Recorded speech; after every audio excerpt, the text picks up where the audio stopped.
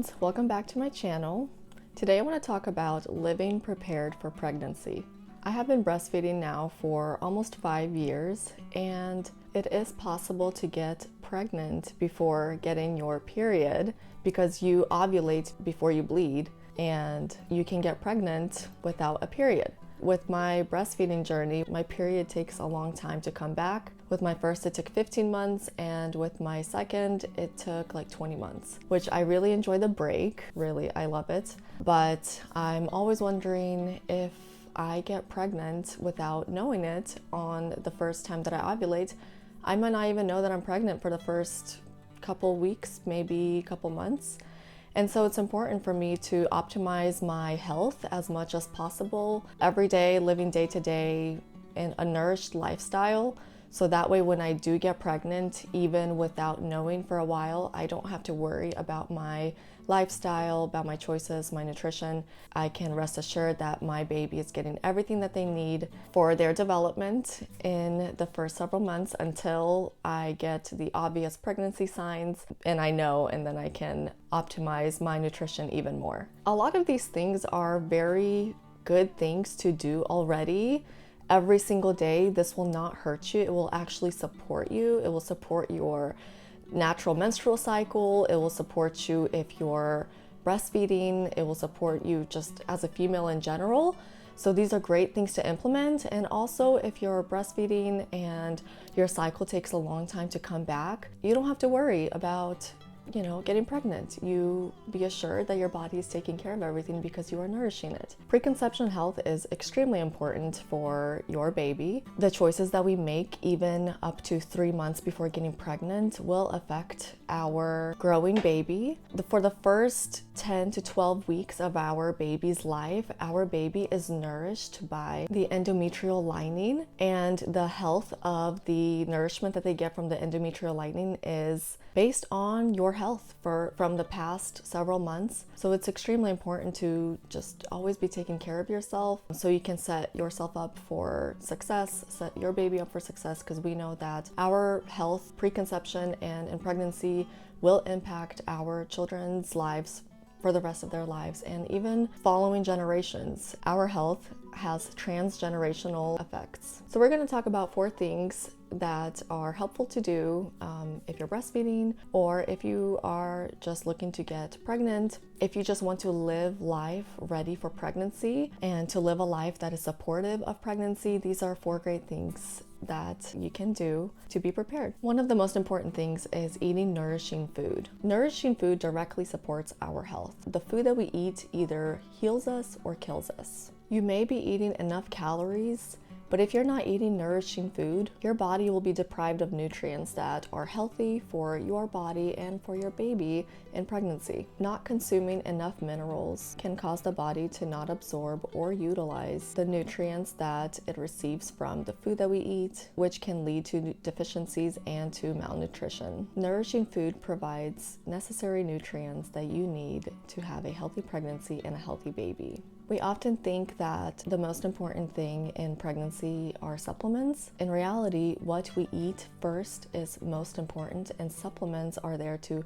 supplement our diet if there is a need to supplement. If there isn't a need, you can get everything that you need for a healthy pregnancy from your diet if you are intentional about eating nourishing food and eating enough of nourishing food. Diet is one of the most important factors that determines the quality and outcome of a pregnancy and birth. My favorite resource for learning what food is nourishing and what food is not is Weston A. Price Foundation. I will link them in the description box below, so check out. They have a great blog and tons of articles on there. They have a wonderful podcast, great books. They even have a great book for baby care, so check them out. A wealth of information. You'll learn so much from their website and their resources. Deep Nutrition and Real Food for Pregnancy are also 2 great books to learn how to nourish yourself preconception and in pregnancy. The second important thing to do is to eat enough, aiming for at least 80 grams of protein every day. Protein is really important because it is responsible for so many bodily functions, such as formation of hormones, transporting fat and cholesterol, cholesterol throughout the body, the process of blood clotting, and making up a significant portion of our bodies. In pregnancy, protein has one of the most important jobs, and that is expanding our blood volume. It is crucial for your blood to expand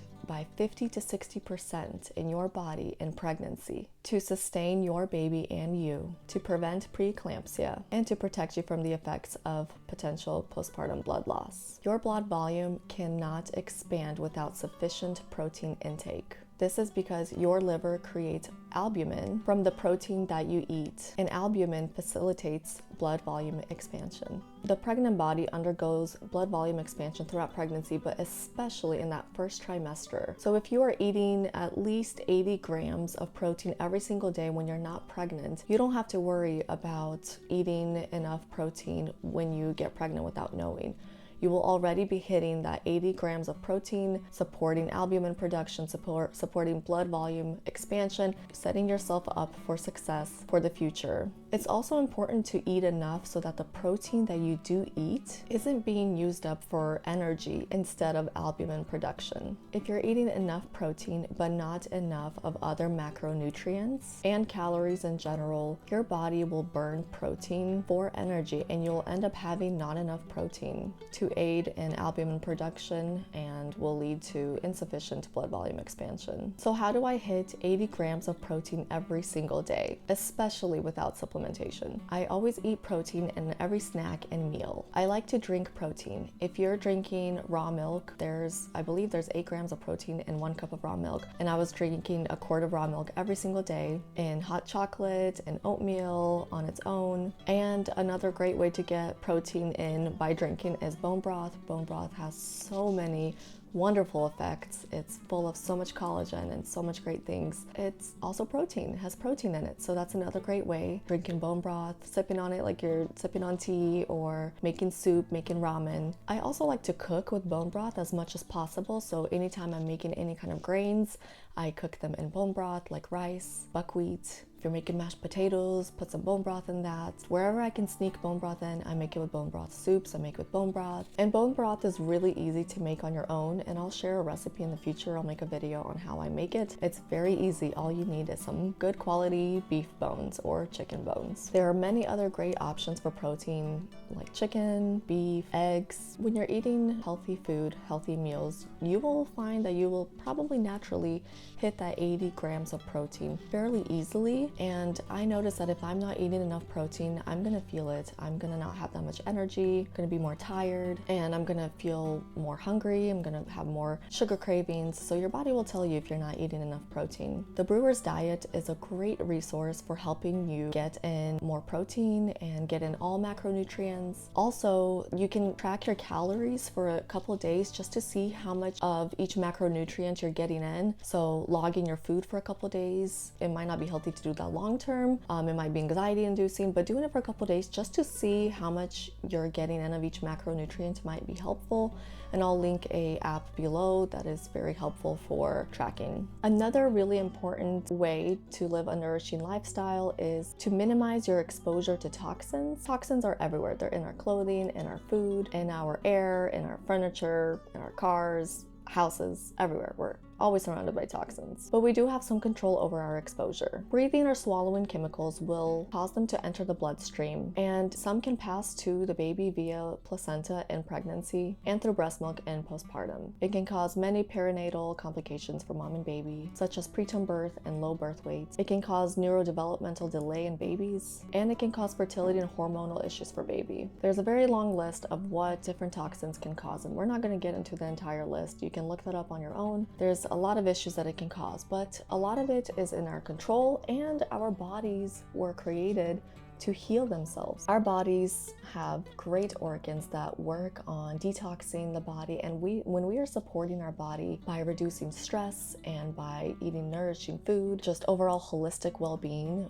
our body will take care of the toxin that we are surrounded by. It will get rid of them. If we are not being an active participant working together with our body, it can make it harder and it can cause some issues. Here are some simple ways that I reduce my toxin exposure. I reduce my exposure to toxins by regularly keeping the house tidy, sweeping, dusting, vacuuming, washing the floors. Opening the window is one of the best ways to let in clean air go throughout your house. It's a great habit to do every single day if you live somewhere where there's clean air outside. If you don't have clean air outside, then investing into an air purifier might be really helpful. We don't use any pesticides or herbicides outside our home or in our garden. We don't use toxic cleaning products or toxic hygiene products. We don't use any synthetic fragrance in our home. We filter our water. We are mindful of plastic, silicone, and aluminum use, minimizing most of those. Certain foods are higher in heavy metals or pesticides, so I try to buy organic in those. There's something called the Dirty Dozen that you can look up that changes every year, and buy organic produce that is on the Dirty Dozen list. And you can also soak produce in water with baking soda or vinegar before putting it in your fridge or before using it, to also take off some of the pesticides from the produce that you buy. Certain grains are really high in glyphosate, so like oats. So oatmeal, we always buy organic. You can look in my resources list that I'll have linked below. I have a ton of resources there on clean living, low toxin living, so you can look up different guides that are created by other people that are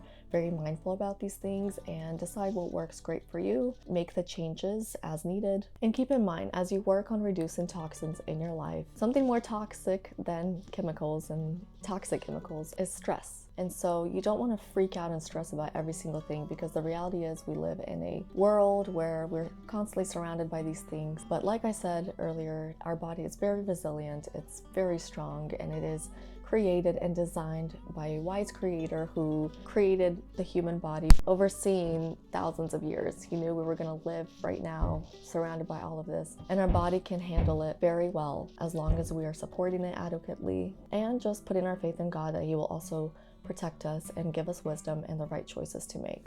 If your body needs extra support or to detox, exercise is a great way to doing this. You don't want to over-exercise if you have already a very stressful, hectic lifestyle, or if you're not eating enough. But even stretching is really great to get your lymph moving, aid your body in eliminating toxins from your body. Saunas and baths can also be very helpful in opening your pathways and eliminating toxins from your body, sweating them out. Gentle lymph massages can be helpful. Dandelion is a great herb to incorporate to support your liver and its ability to filter. And lastly, I continually increase my resiliency to stress. So like I said earlier, stress is the biggest killer. Stress depletes our mineral stores, which negatively impacts our health. The first mineral to leave our body under stress is magnesium, which then causes imbalances in all other minerals and physiological processes in our body. Stress also depletes copper, which then affects our iron recycling system, which can lead to stored iron in our tissues, which ultimately can cause a lack of energy and other things, but that is one of the most noticeable symptoms that you'll experience from that. Stress affects every area of our lives. It can cause a myriad of prenatal complications and labor complications. But it's not possible to live 100% stress-free.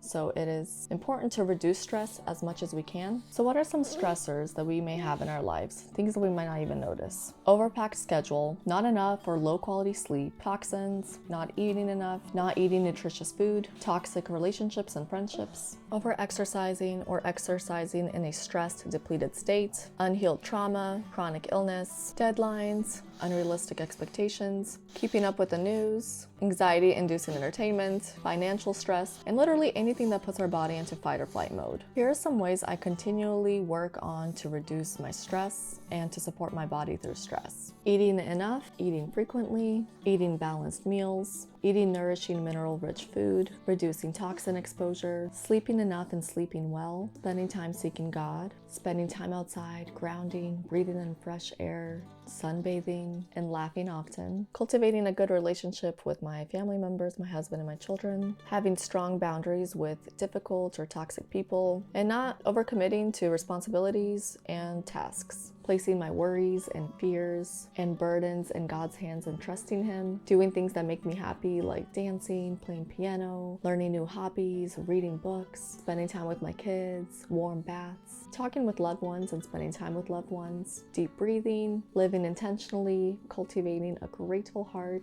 I know it's difficult to do these things perfectly, and that itself might be a stress, but it's something that you don't have to do a to-do list and do that to-do list every single day. It's just not possible. We don't have to be perfect in all of these things that we do. We just have to make small habits, make small changes over time, do what feels right, listen to our body, see what our body is saying, asking for help from those around us, from people that we care about and who care about us. We don't have to do all these things overnight. These things don't have to be done right away. These are small changes that we can make turn into small goals, maybe small weekly, monthly, yearly goals, and just over time create a nourishing lifestyle where we don't have to worry if we get pregnant that we're in a very unhealthy state. These 4 ways how I aim to live my life, I choose to live this way so that way I am always nourished, no matter what season of life that I'm in. If I'm pregnant, if I'm breastfeeding, if I am fertile, I don't have to worry about these things. And these things also support me as a mother, as a wife, and many hats that I wear, and helps me to be a better person. And I want to finish with this beautiful quote from